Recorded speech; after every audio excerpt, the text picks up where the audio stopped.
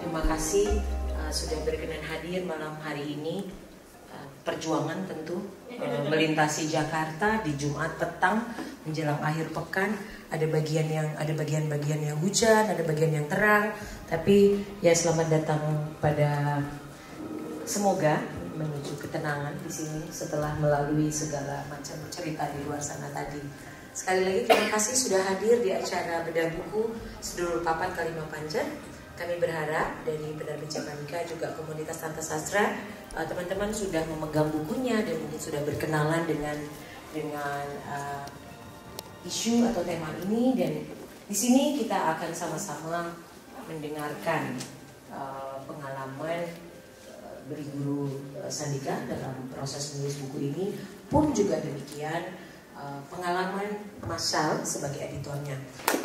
Nah, kalau itu boleh ditepuk ya, tepuk tangan Bang Ede ya. Sekali lagi terima kasih kepada teman-teman yang sudah hadir. Wen geser dong Wen. Wah, langsung disapa. Pak Lahan, isi tangan dong. Biar enak ngelihat Beli Gurunya sama Mas Sal. Ini semua sepersaudaraan ya.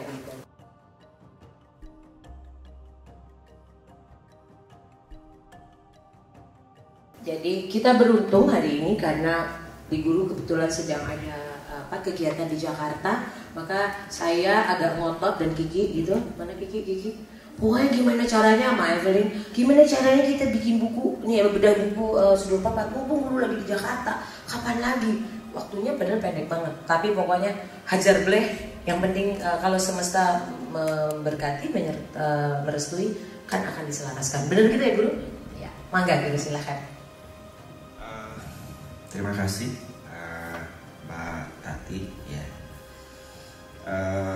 Terima kasih juga kepada sedulur semuanya ya, yang saya kasihi tentunya dari hati yang paling dalam.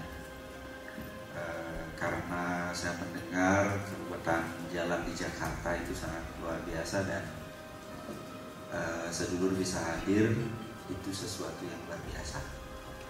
Dan itu pasti ada impossible hand yang menggerakkan, ada tangan-tangan yang tak mungkin menggerakkan untuk sedulur semuanya bisa datang di momen perayaan ini, ya, boleh saya katakan demikian.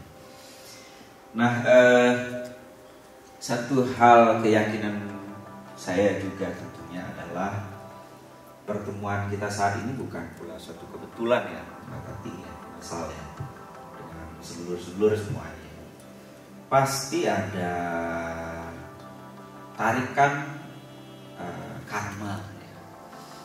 Ada dorongan karma sesungguhnya yang menggerakkan untuk kita bisa bertemu dan berdiskusi tentang buku Sedulur Papat Kalima Panjen. Jadi setiap pertemuan selalu saya meyakini dan itu bukan suatu kebetulan.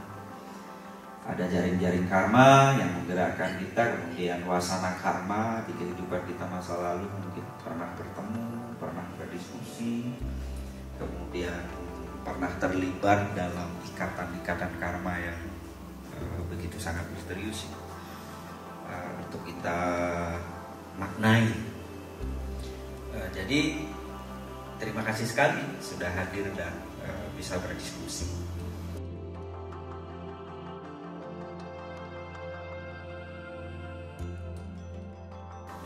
Lahirnya buku Sedulur Papat Kelima Pancer itu boleh dikatakan penuh dengan pergulatan batin ya, antara menuliskan dan tidak gitu. Ya, antara menuliskan dan tidak. Nah, kenapa tidak? Tidaknya itu adalah dari kecil selalu saya didengarkan ya oleh kakek saya seorang penekun, kemudian paman saya juga seorang penekun. Jadi ada 2 orang di rumah itu penekun, Mbak, antara aliran kanan dan kiri. Nah, di sana selalu saya mendengar bahwa ilmu-ilmu yang demikian, tekawuruh-tekawuruh yang demikian itu sangat-sangat rahasia. Sangat-sangat rahasia, dan itu tidak boleh dibedar sembarangan. Apalagi seperti sekarang ini gitu. Ilmu itu tidak boleh. Apalagi ada speaker begitu. Orang kakek saya dulu mengajarkan itu bisik-bisik. Dan itu tidak boleh diucapkan lebih dari 2 kali kepada murid-murid yang belajar. Saking rahasianya, dan menunggu orang-orang rumah itu tidur baru diajarkan. Nah, kemudian waktu kecil juga saya sering mendengar bahwa ketika ilmu itu disembarangkan atau kawruh itu disembronokan, itu ganjarannya itu adalah itu luar biasa. Ada yang paman saya mengatakan bahwa orang belajar itu bisa gila. Terus kakek saya mengatakan bahwa orang yang belajar itu nanti bisa pendek umur.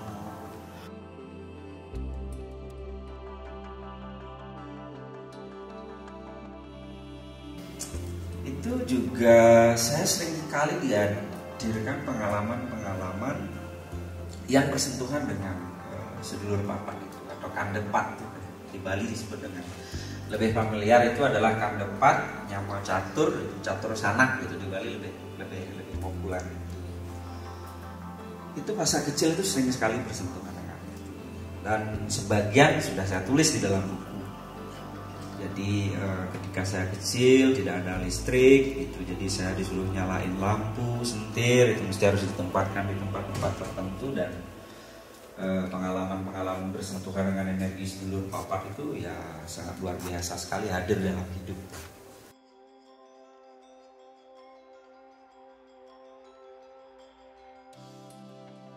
Karena yang saya gunakan menulis selain pengalaman-pengalaman, kemudian apa yang diajarkan oleh kakek saya, oleh paman saya dan bapak saya dan ibu saya, itu ada sumber-sumber sastra yang saya sertai dalam buku itu. Jadi ada literasi, ada literatur yang saya riset gitu. Dan itu kalau tidak salah 40-an lontar itu, manuskrip kuno itu. Semua itu memuat tentang ajaran sedulur papat kelima pancer itu atau kandepat. Dan di antara sekian lontar itu semua tidak ada yang sama. Ini membuat saya stres, Pak Kakak. Untung Mas Sal selalu menyemangati ya, dan teman-teman di Jakarta, Tantra di Jakarta yang selalu di grupnya itu heboh kan, ya itu. Jadi ke-40 lontar itu semua tidak sama menjelaskan tentang kawruh itu. Itu ada yang bagian-bagian sedulur papat yang tidak beraturan tempatnya. Terus laku-lakunya apalagi pengalaman-pengalamannya berbeda. Ada yang lebih menekankan kedikdayaan, kewisesan, kekuatan.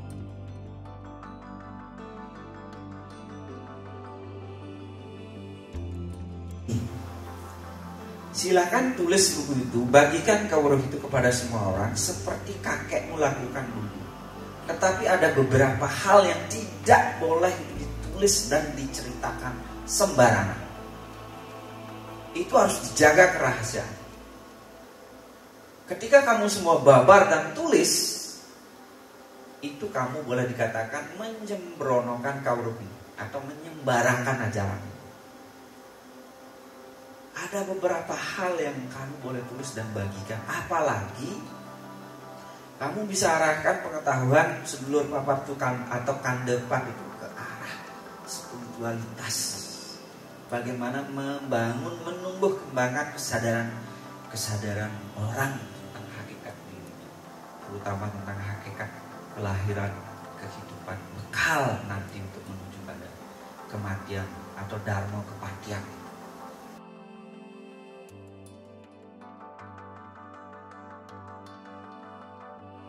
Silakan. Ya, rahayu ya buat teman-teman semua. Terkait dengan pengeditan buku itu ya, tadi kan Lisa juga sudah ngomong sendiri bahwa ketika memahami lontar ya, itu susah sekali karena pada bagian awal bicara tentang ini, bagian kedua bicara ini, terus kemudian bagian selanjutnya bicara yang sangat berbeda. Pada saat saya menerima naskah dari Lisandi itu, ya persis seperti lontar itu. Dan itu bagi dunia penerbitan itu tidak bisa karena kalau ketika menerbitkan buku itu ya memang harus mematuhi kaidah penerbitan, ada struktur logis, koherensi, terus kemudian tema-tema apa yang dibabar secara kronologis seperti itu. Dan saya melihatnya ya bisa ini tipe seseorang yang mungkin ini ya ketika menuliskan itu ada arus kawruh ya, arus kesadaran, stream of consciousness yang masuk ke dalam dirinya itu kemudian dia menuliskannya serta merta dan seringkali itu ketika arus ilham itu masuk ke dalam diri kita, itu kita seperti kesehatan manusia. Itu kita tidak peduli ya. Tidak peduli pada struktur dan peduli pada logika segala macam. Sehingga ketika itu dibaca oleh orang lain dan yang pertama kali membaca itu saya kebingungan. Ini bagaimana mengurutkannya? Itu yang membuat proses pengeditan itu menjadi sekitar setahun lebih.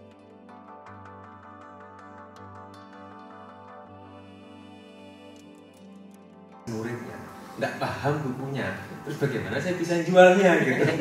Itu pertanggungjawaban moral bagi saya sendiri nggak paham. Itu yang membuat saya banyak sekali bertanya. Jadi hampir selama 1 tahun itu setiap hari itu intens ya di Japri itu. Ini artinya apa? Ini kenapa nggak dikasih footnote gitu? Ini dasarnya dari mana? Artinya apa lagi? Itu sampai mungkin revisinya itu ada 5 kali. Itu 5 kali. Dan kebetulan ya saya bersyukur ya bisa itu orang yang sangat sabar sekali menghadapi meskipun kadang-kadang saya diam 2 hari gitu. Omelan saya. Dan pada saat ngedit itu istri saya itu si Mbok Kiki itu nggak berani dekat-dekat ya. Udah jangan apa tok-tok lagi gitu. Senggol bacok ini. Seperti itu. Itu proses selama setahun dan alhamdulillah ya karena dapat restu dari leluhur dan karena memang kecintaan saya pada kawruh ini yang membuat segala sesuatu ketika itu ada titik cerah, kemudian naskah ini pelan-pelan dari bulan ke bulan itu mendapatkan bentuknya itu kebahagiaan itu yang sesuatu yang tak terkatakan bagi saya.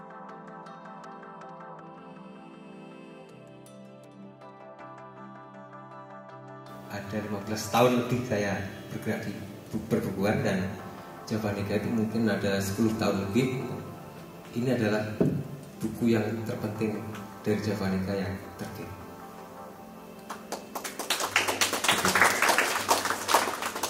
Saya mengatakan ini juga merinding juga ini. Ini buku terpenting Javanika karena ini adalah pencarian saya gitu, terhadap ajaran agama leluhur saya selama lebih dari 20 tahun. Karena bisa dibilang pada saat saya mencari agama leluhur saya di 20 tahun saya nggak beragama. Saya benar-benar mencari agama leluhur saya seperti itu. Saya dulu menekuni tasawuf dan saya tuh hobi sekali wirid zikir itu sampai trans segala macam itu udah sering gitu. Terus pada suatu waktu saya ada sebuah momen gitu, saya mendapatkan ilham bahwa kamu harus mencari agama leluhurmu.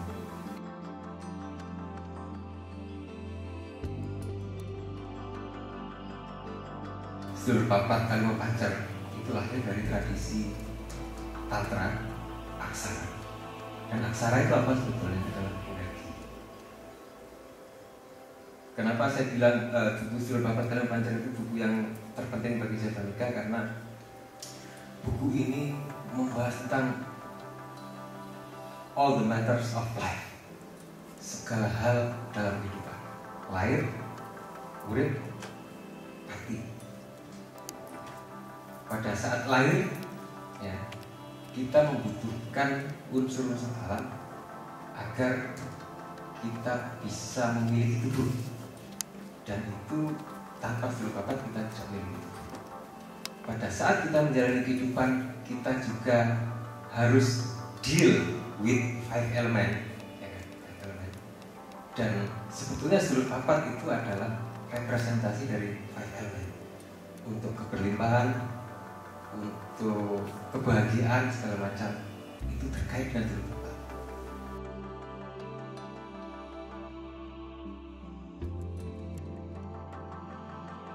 Banyak sekali pengalaman mistis yang saya dapat, ketika mengedit buku ini gitu. Saya lolos dari maut ketika berada di Pantai Anyer di Banten sana gitu. Pada saat detik-detik terakhir kehabisan nafas, saya berseru pada Sedulur Papat saya, Sedulur Papat gitu, masa kematian saya begitu sepele seperti ini, tolong aku. Seketika itu juga langsung datang pertolongan. Saya bisa bilang pada Sedulur Papat dan juga Sang Hyang Bapak Akasa dan Ibu Pertiwi bahwa akhir tahun 2022 nanti aku pengen punya rumah di Bali. Apapun caranya saya nggak tahu. Dan alhamdulillah kemarin pada saat lonceng itu saya beli rumah di Bali. Saya tidak tahu duitnya dari mana gitu.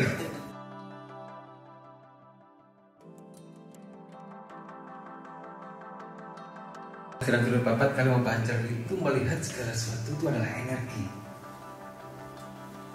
Makanya manusia dalam buku ini disebut Dewaya Butaya.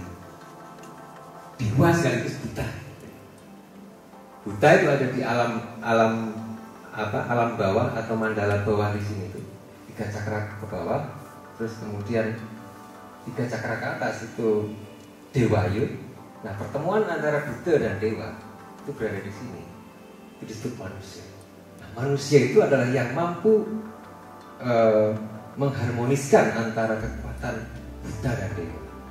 Buddha itu adalah kekuatan alam, mengubah nar menjadi nur, karena ini kan kekuatan api kundalini. Ketika kita menyalakannya, kemudian menaikkannya ke atas, mentransendensikannya, maka kekuatan Buddha tadi akan menjadi kekuatan energi yang positif, energi yang luhur.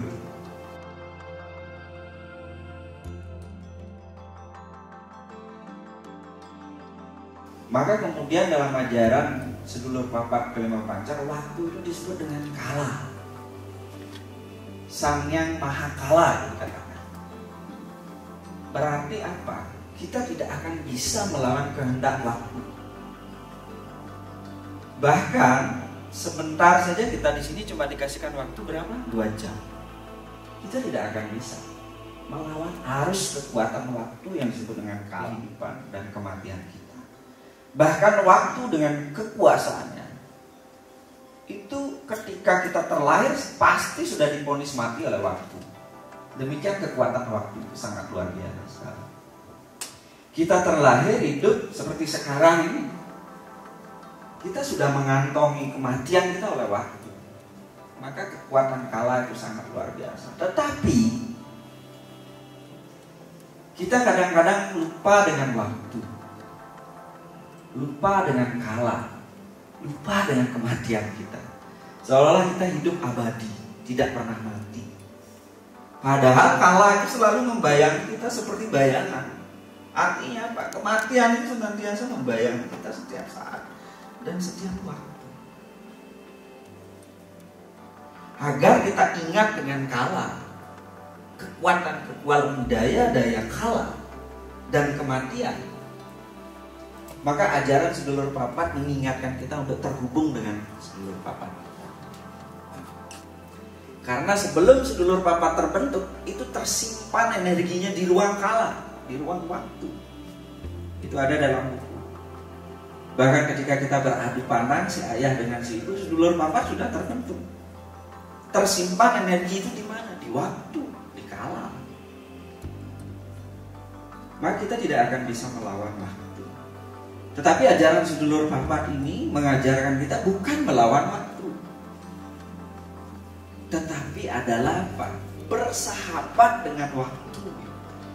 Bersahabat dengan waktu berarti kita selaras dengan waktu, selaras dengan kala. Artinya apa? Bersahabat dengan kelahiran, kehidupan, dan kematian. Yang orang susah lakukan adalah apa? Bersahabat dengan kematian. Seperti kata Masal Dharma kematian itu. Misalnya dewa kematian datang sekarang, semua yang hadir di sini ini diharuskan mati. Apakah sudah siap menerima kematian? Saya yakin tidak semua siap menerima kematian. Pasti akan melawan kehendak kematian. Tapi ajaran sedulur papat ini mengarahkan untuk kita selaras, bersahabat dengan waktu, bersahabat dengan kala. Itu dikatakan manusia sejati, manusia sejati.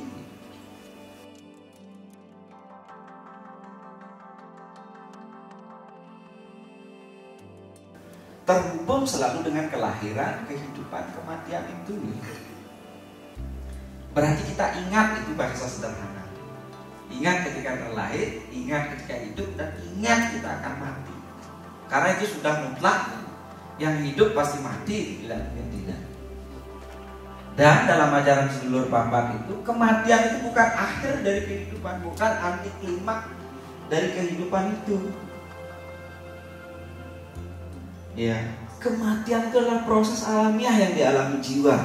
Untuk jiwa itu bisa bertumbuh, untuk jiwa itu bisa melanjutkan perjalanan menuju pada jalan-jalan yang lebih baru, harus melalui pintu kematian. Maka ajaran sedulur papat itu menekankan, ketika kita hidup, saudara empat kita yang mati. Karena kita sedulur papat 5 pancar yang menemani kita 9 bulan di dalam kandungan, dengan rupa kakang kawah getih, kemudian ari-ari dengan pusat, itu sedulur papat hidup. Karena dia mengambil wujud fisik. Tetapi ketika bayi sirare cili diri kita sebagai pancar terlahir, sedulur papat kita meninggal, kita yang hidup. Maka hidup mati itu penanda yang penting, penanda waktu yang penting. Ketika sedulur papat meninggalkan wujud fisiknya, mati, rela meninggalkan wujud fisiknya demi adiknya yang paling kecil, pancarnya diri kita. Tetapi meninggalkan wujud fisiknya bukan berarti mati, tetapi adalah bagaimana dia bisa menjaga adiknya yang paling kecil melalui pola-pola energi. Maka dia berubah wujud dalam bentuk-bentuk energi yang metafisik, yang lebih halus. Jadi memberikan kesempatan jiwa untuk mengambil wujud tubuh. Karena jiwa tidak akan bisa menuntaskan karma, meningkatkan kualitas spiritualnya tanpa memiliki unsur Pancamahabhuta. Pertiwi, apa, teze, wayu, akasa. Unsur tanah, unsur air, cahaya, kemudian udara, angin, dan ruang. Tanpa itu jiwa tidak akan bisa melanjutkan wasana karmanya, kehidupannya, kemudian meningkatkan kualitas spiritnya untuk manunggal dengan sang kandungan dumadi tanpa unsur Pancamahabhuta. Lantas ketika dalam kandungan, siapa yang menyediakan itu? Sedulur papat kita. dipinjamkan di mana? Ke Sang Hyang Ibu Pertiwi. Makanya ketika mati sama juga prosesnya dengan kelahiran. Ketika bayi itu lahir, mati kita sama prosesnya sebenarnya, cuma terbalik. Ketika kita lahir, kita keluar dari rahim ibu kita, disebut ibunte kan. Lahir dari garba, ya, kemudian lahir dari baga, vagina. Dan ketika kita mati, kita masuk ke dalam ya garba Ibu Pertiwi lagi. Diurai kita di sana, dikembalikan unsur-unsur Pancamahabhuta kita ke asalnya. Dan itu semua ditandai oleh waktu. Makanya yang judul kecilnya di sana ilmu rahasia tentang kelahiran dan kematian.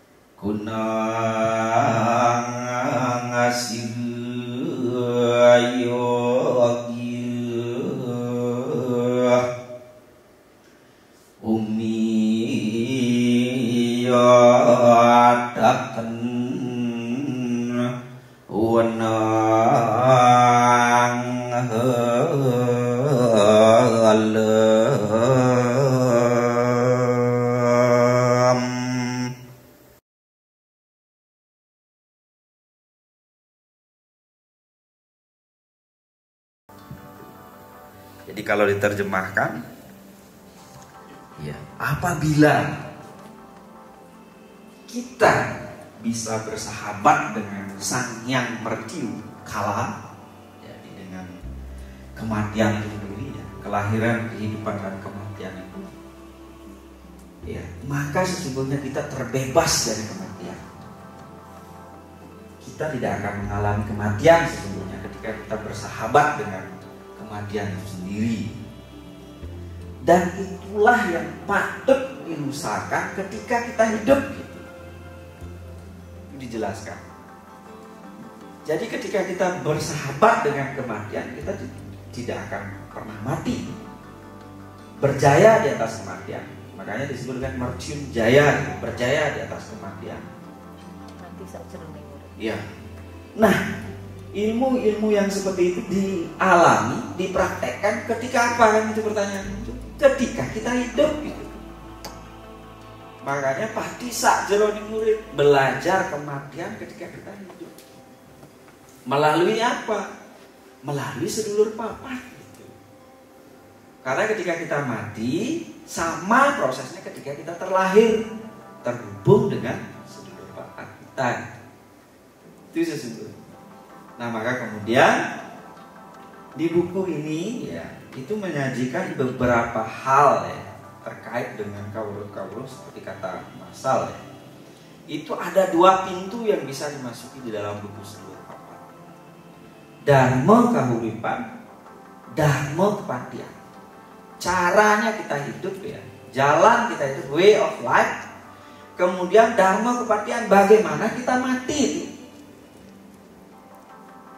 Dua hal itu penting, dua pintu itu mesti harus kita jalani. Makanya sedulur papat ini ada di tengah-tengah itu, madhyama marga. Jalan tengah, ri pantaraning ruwe genah dia kan. Di antara dua itu kita berada ya. Untuk kita menjalankan dharma kauripan, cara kita hidup. Kemudian sembari juga kita menjalankan dharma kepatian, cara-cara mati yang benar itu seperti apa. Hanya terhubung dengan sedulur papat menggerakkan 5 elemen. Dan itu dimiliki oleh siapa itu pertanyaan? Dimiliki oleh Sang Hyang Bapa Kasa dan Ibu Pertiwi. ibu bumi kita dengan bopo langit kita. Maka hidup jangan pernah merasa sendiri, karena segala sesuatu itu sudah disediakan oleh alam. Makanya kakek saya dulu mengajari muridnya itu, diajari dengan laku-laku yang sangat ketat. Puasa, kemudian berjalan tanpa menggunakan sandal dan harus menyentuh tanah untuk merasakan bagaimana berkah dari Ibu Pertiwi. Kemudian harus hujan, harus tetap meditasi, bagaimana kekuatan angkasa bertemu dengan kekuatan Ibu Pertiwi melalui hujan. Apa yang dirasakan? Laku-laku itu, laku-laku alam sesungguhnya. Ngilmu dengan alam sesungguhnya dengan yang lain. Itu dharma kehidupan. Kita bisa menggerakkan pola energi yang ada di timur, kemudian di selatan, kemudian di barat, di utara, yang sesungguhnya itu adalah terhubung dengan sedulur papan.